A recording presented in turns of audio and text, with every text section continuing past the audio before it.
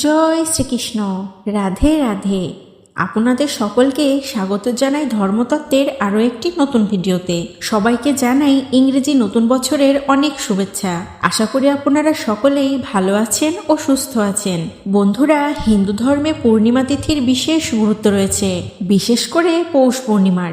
জানুয়ারি মাসের পূর্ণিমা তিথিকে পৌষ পূর্ণিমা বলা হয়। পৌষ পূর্ণিমা ধর্মীয় ও আধ্যাত্মিক শুদ্ধির জন্য একটি অত্যন্ত গুরুত্বপূর্ণ দিন, যা জীবনে সুখ সমৃদ্ধি ও শান্তি আনে বলে বিশ্বাস করা হয়। জ্যোতিষশাস্ত্র অনুযায়ী পৌষ পূর্ণিমার দিনে চন্দ্রদেবের রূপ 16 কলায় পরিপূর্ণ হয়ে ওঠে। পূর্ণিমা তিথির চাঁদ যেমন দেখতে সুন্দর এবং আকর্ষণীয় হয়, তেমনি আলাদা গুরুত্ব রয়েছে এই চাঁদের। এমনকি শাস্ত্রেও এর আলাদাই মাহাত্ম্য রয়েছে। ধর্মীয় বিশ্বাস অনুযায়ী এই দিনে ভগবান বিষ্ণু ও মা লক্ষ্মীর আরাধনা করলে আর্থিক সংকট থেকে মুক্তি পাওয়া যায়, সুখ সমৃদ্ধিতে ভরে ওঠে জীবন। এর পাশাপাশি এই শুভতিথিতে জ্যোতিষ ও বাস্তুশাস্ত্র মতে এই দিনে বেশ কিছু ক্ষেত্রে বিশেষ নিয়ম পালন করলে মা লক্ষ্মী প্রসন্ন হন। এছাড়াও দেখা যায় কিছু কিছু ব্যক্তির জন্মছকে সূর্য বা চন্দ্রের দোষও থেকে থাকে, আর এই সূর্য বা চন্দ্রদোষের কারণে সেই ব্যক্তি প্রচুর কষ্ট পেয়ে থাকেন। সব কাজে বিভিন্ন রকম বাধা আসতেই থাকে। তো তাই বন্ধুরা, আজ আপনাদের জানাবো এই পৌষ পূর্ণিমার দিনে কি কি বিশেষ কাজ করলে আপনারা মা লক্ষ্মীর কৃপা পাবেন, মুহূর্তে ঘুচে যাবে আপনার আর্থিক কষ্ট। এই ভিডিওটিতে আরও থাকবে যাদের সূর্য ও চন্দ্রদোষ রয়েছে তাদের জন্য বিশেষ কিছু টোটকা, যা আপনি যদি এই বিশেষ পৌষ পূর্ণিমার দিনে করতে পারেন তাহলে আপনার সূর্য ও চন্দ্রদোষ অনেকটাই কেটে যাবে। তাই অবশ্যই করুন এই বিশেষ কাজগুলো, কেটে যাবে সব রকম দোষ। খুবই সহজ ও সাধারণ এই বিশেষ কাজগুলো। তাহলে চলুন দেরি না করে সরাসরি যাওয়া যাক আজকের মূল আলোচনায়। সনাতন ধর্মে পৌষ পূর্ণিমা তিথিটির বিশেষ গুরুত্ব রয়েছে। এই দিনের বিশেষ কিছু পুজোর আয়োজন করা হয়ে থাকে। শাস্ত্রীয় মতে এই দিনে মা লক্ষ্মীর পুজো করলে বিশেষ লাভ পাওয়া যায়। তাই এই দিনে প্রত্যেকের বিশেষ কিছু নিয়ম অবশ্যই মেনে চলা উচিত। বিশ্বাস করা হয় যে এটা করলে গৃহস্থের অনেক লাভ হয়, অর্থাৎ গৃহস্থের অনেক উন্নতি হয়। বন্ধুরা, পৌষ পূর্ণিমায় কি কি করা উচিত বা আপনারা কি কি করবেন চলুন জেনে নিই। প্রথমত, পূর্ণিমা তিথিতে আপনারা তো মা লক্ষ্মীর পূজা অবশ্যই করবেন। তো এই দিনে মায়ের পূজার সময় এই জিনিসটি অবশ্যই মায়ের পূজার আগে নিবেদন করবেন। জ্যোতিষশাস্ত্র অনুসারে পৌষ পূর্ণিমার দিনে দেবী লক্ষ্মীকে ক্ষীর নিবেদন করা উচিত। এটা বিশ্বাস করা হয় যে দেবী লক্ষ্মীকে ক্ষীর নিবেদন করলে জীবনে সুখ সম্পদ ও সমৃদ্ধি বয়ে আসে এবং বাড়িতে দেবী লক্ষ্মীর স্থায়ী অধিবাস হয়ে থাকে। তাই আপনারা যদি ঘরে মা লক্ষ্মীকে বেঁধে রাখতে চান, তার আশীর্বাদ পেতে চান, তাহলে অবশ্যই মায়ের পূজার সময় আপনারা ক্ষীর নিবেদন করতে একদমই কিন্তু ভুলবেন না। দ্বিতীয়ত, পূর্ণিমা থাকাকালীন সময়ের মধ্যে তুলসী গাছে কাঁচা দুধ নিবেদন করবেন। তুলসী গাছকে দেবী লক্ষ্মীর রূপ বলে মনে করা হয়। এটি করলে দেবী লক্ষ্মী প্রসন্ন হন বলে বিশ্বাস করা হয়। তাই আপনারা যখন তুলসী সেবা করবেন তখন অবশ্যই কাঁচা দুধ দিয়ে তুলসী সেবা করবেন। এতে করে মা লক্ষ্মীও অধিক প্রসন্ন হবেন আপনার প্রতি। তৃতীয়ত, পুজোর সময় দেবী লক্ষ্মীকে কড়ি নিবেদন করবেন। পরে পূজা শেষে এই কড়িগুলো যেখানে টাকা রাখা হয়েছে আপনার গৃহে, অর্থাৎ কোনো লকার বা আলমারিতে রাখতে হবে। এটি করলে দেবী লক্ষ্মী প্রসন্ন হন বলে বিশ্বাস করা হয়, আর আপনার অবাঞ্ছিত ব্যয় ও অতিরিক্ত ব্যয় ধীরে ধীরে হ্রাস পেতে থাকে। বন্ধুরা, এখন যে কাজটির কথা বলবো এই কাজটি কিন্তু অধিক মহত্বপূর্ণ। যাদের দ্বারা সম্ভব হবে তারা অবশ্যই এই কাজটি করবেন, কারণ এই দিন কিন্তু আপনারা সহজে পাবেন না। আর এই কাজটি হলো অশ্বত্থ গাছের পূজা অর্চনা। অশ্বত্থ গাছে মা লক্ষ্মীর বাস বলে মান্যতা রয়েছে। তাই পূর্ণিমা তিথিতে অশ্বত্থ গাছের পুজো করলে মা লক্ষ্মী প্রসন্ন হন। আর অশ্বত্থ গাছকে শাস্ত্রীয়ভাবে পূজনীয় বলেও মনে করা হয়। বিশেষ করে এই গাছের পুজো তাদের জন্য বিশেষ গুরুত্বপূর্ণ যাদের ঘরে মা লক্ষ্মী একদমই দাঁড়ান না। তিনি তো অধিক চঞ্চলা, তাই তাকে ধরে রাখাও অনেক কঠিন। তাই আপনারা অবশ্যই চেষ্টা করবেন এই বিশেষ পূর্ণিমা তিথিতে এই অশ্বত্থ গাছের পূজা করতে। তাহলে আশা করি কিছুটা হলেও আপনারা অবশ্যই উপকার পেয়ে থাকবেন। আর আপনার ঘরে মা লক্ষ্মী ধীরে ধীরে বাস শুরু করবে। পরবর্তী যে কাজটি করবেন তা হলো এই পৌষ পূর্ণিমার দিনে আপনারা আপনার গৃহে সত্যনারায়ণ পূজা করবেন, সত্যনারায়ণের ব্রতকথা পাঠ করবেন এবং সেই ব্রতকথা বাড়ির সকলে মিলে একসাথে শ্রবণ করবেন। এই ব্রতকথা শ্রবণ করা খুবই শুভ বলে মনে করা হয়। পূজা শেষে এই দিনে মা লক্ষ্মীকে প্রসন্ন করতে বাড়ির প্রবেশপথে কিংবা প্রধান দরজায় আম পাতার মালা বেঁধে দেওয়া অধিক শুভ বলে মানা হয়। তাই এই কাজটি কিন্তু আপনারা অবশ্যই করবেন। কয়েকটি আম পাতা নিয়ে সেই আম পাতা দিয়ে মালা তৈরি করে তা আপনাদের বাড়ির প্রবেশপথে কিংবা প্রধান দরজায় অবশ্যই দিয়ে রাখবেন। বন্ধুরা, পরবর্তী বিষয়টি হলো প্রদীপ প্রজ্বলন। পূর্ণিমার দিনে প্রদীপ জ্বালানো খুবই শুভ বলে মনে করা হয়। এই শুভ তিথিতে জ্যোতিষ ও বাস্তুশাস্ত্র মতে এই দিনে বেশ কিছু ক্ষেত্রে বিশেষ নিয়ম পালন করলে মা লক্ষ্মী প্রসন্ন হন এবং প্রচলিত ধারণা অনুযায়ী নিয়ম মেনে প্রদীপ জ্বালালে দেবী লক্ষ্মীর আশীর্বাদও পাওয়া যায়, সেই সঙ্গে সুখ সমৃদ্ধিও বৃদ্ধি পায়। তাহলে আসুন জেনে নেওয়া যাক পৌষ পূর্ণিমার দিনে বাড়িতে কোন কোন স্থানে প্রদীপ জ্বালানো সৌভাগ্য বয়ে আনতে পারে। সংসার থেকে নেতিবাচক শক্তি দূর করতে পৌষ পূর্ণিমার দিনে পুজোর সময় বাড়ির ঠাকুর ঘরে ঘিয়ের প্রদীপ জ্বালিয়ে জীবনে সুখ শান্তি প্রার্থনা করবেন। বাস্তুশাস্ত্র অনুযায়ী এই কাজ করলে ঘর থেকে নেতিবাচক শক্তি দূর হয় এবং মা লক্ষ্মীর আশীর্বাদ পরিবারের সদস্যদের উপর বজায় থাকে। সেই সঙ্গে মন থেকে দুশ্চিন্তা দূর হয় এবং মনে শান্তি আসে।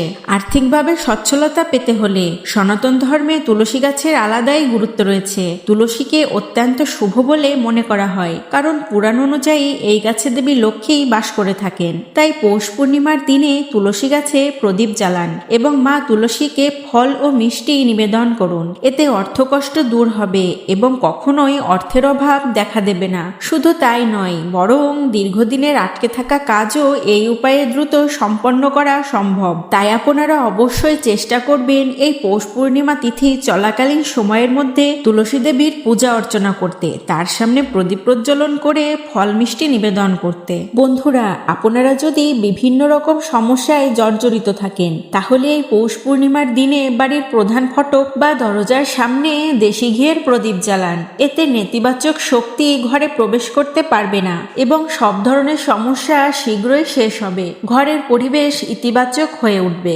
ঘরে যদি কোনো নেতিবাচক শক্তি থেকেও থাকে তা দ্রুতই আপনার ঘর থেকে সরে গিয়ে ইতিবাচক শক্তি ঘরে প্রবেশ করবে। আমরা জানতে অজান্তে বিভিন্ন রকম পাপ করে থাকি। তো বন্ধুরা, এই পাপ থেকে মুক্তি পেতে চাইলে এই পৌষ পূর্ণিমার দিন শুভ মুহূর্ত দেখে পবিত্র নদীতে স্নান করুন। এরপর প্রদীপ জ্বালিয়ে নদীর জলে ভাসিয়ে দিন। প্রচলিত ধারণা অনুযায়ী এই দিন প্রদীপ দান করলে মানুষের সমস্ত পাপ নাশ হয় এবং বিভিন্ন রকমের অপূর্ণ ইচ্ছাও পূরণ হয়ে থাকে। পৌষ পূর্ণিমা তিথি মূলত একটি বিশেষ দিন। এই বিশেষ দিনে আপনারা অবশ্যই এই নিয়মগুলো মেনে চলতে চেষ্টা করবেন। তাহলে আপনার জীবনে যে বিভিন্ন রকম বাধা রয়েছে তা অবশ্যই আপনার ধীরে ধীরে কেটে যাবে ও আর্থিকভাবে সচ্ছল হয়ে উঠবেন আপনি। তো বন্ধুরা, এবার আসি যাদের জন্মছকে সূর্য চন্দ্র দোষ রয়েছে, কোনো কিছুতেই যেন কোনো উন্নতি করতে পারছেন না, তারা এই বিশেষ দিনে কোন কাজ বা কোন টোটকাগুলো করবেন চলুন জেনে নেওয়া যাক। আপনার জন্মছকে যদি চন্দ্রের অবস্থান দুর্বল হয় এবং আপনি চন্দ্রের দোষ কাটিয়ে শক্তিশালী হতে চান তাহলে পূর্ণিমার দিনে অবশ্যই চাল দান করুন। স্নান করার সময় স্নানের জলে গঙ্গা জল মিশিয়ে হাতে কুশ নিয়ে স্নান করুন। এই পূর্ণিমার দিনে ভগবান শিবের পুজো করা খুবই শুভ। যাদের রাশিতে চন্দ্র ও সূর্য দোষ রয়েছে তারা অবশ্যই এই দিনে মহাদেবের পুজো করবেন। মহাদেবের কৃপায় আপনাদের ধীরে ধীরে চন্দ্র ও সূর্য দোষ হ্রাস পাবে। আপনাদের সামর্থ্য অনুযায়ী দরিদ্র ও অভাবীদের কিছু না কিছু দান করার চেষ্টা করুন। বিশেষ করে শীতের সময়ে আপনারা কোনো গরম বস্ত্র দান করলে বিশেষ উপকার পেয়ে থাকবেন।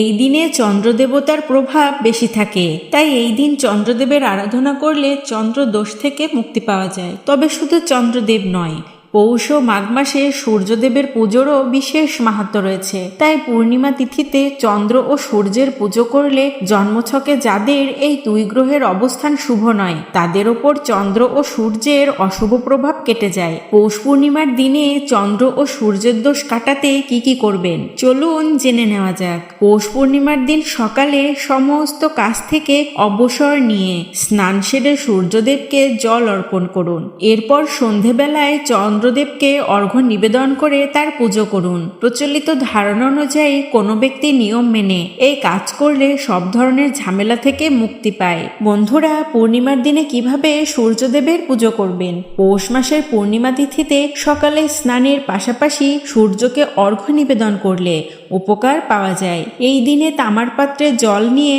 সঙ্গে লাল ফুল, সিঁদুর, অক্ষত ইত্যাদি রেখে অর্ঘ্য নিবেদন করুন এবং ভক্তি ভরে ওম সূর্যায় নমঃ মন্ত্রটি জপ করুন।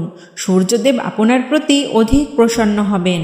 সূর্যদেবকে প্রসন্ন করার পাশাপাশি এই পৌষ পূর্ণিমার দিনেও চন্দ্রদেবেরও কিন্তু প্রসন্ন করতে হবে তার পুজো অর্চনার মাধ্যমে। জন্মছকে চন্দ্রদোষ থেকে থাকলে কিংবা সম্প্রতি কোনো রাশিতে এই দোষ শুরু হলে তা থেকে মুক্তি পেতে পৌষ পূর্ণিমার দিনে চন্দ্রদেবতার পুজো করা খুবই শুভ বলে মনে করা হয়। চন্দ্রোদয়ের সময়ে অর্ঘ্য নিবেদনের সঙ্গে এই দিন ওম সোমায় নমঃ মন্ত্রটি জপ করুন। এতে করে চন্দ্রদেব প্রসন্ন হবেন। আর চন্দ্র ও সূর্যদেবকে প্রসন্ন করতে পারলে আপনাদের যাদের জন্মছকে চন্দ্র ও সূর্যের অবস্থান দুর্বল তাদের অবস্থান দৃঢ় হবে, সকল বাধা কেটে যাবে। বন্ধুরা, আপনারা অবশ্যই চেষ্টা করবেন এই সকল নিয়ম পৌষ পূর্ণিমাতে একটু মেনে চলতে। তাহলে আপনার জীবনের পরিবর্তন আপনি নিজেই ধীরে ধীরে অনুধাবন করতে পারবেন।